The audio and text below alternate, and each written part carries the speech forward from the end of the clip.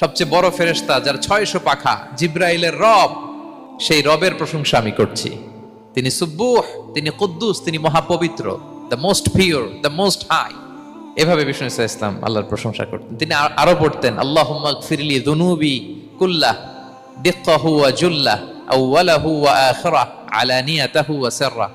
আল্লাহ, আপনি আমার গুনাহ মাফ করেন, ছোট গুনাহ, বড় গুনাহ, প্রকাশ্য গুনাহ, গোপন গুনাহ, ইচ্ছায় করেছে যে গুনাহ, অনিচ্ছায় করেছে যে গুনাহ, আল্লাহ সব গুনাহ আপনি মাফ করে দেন। সিজদায় লুটিয়ে পড়ে বিষ্ণু ইসা ইসলাম এই দোয়াগুলো পড়তেন। তো এখন থেকে সেজদায় এই দোয়াগুলো, লম্বা চূড়া দোয়া আপনারা করবেন তো।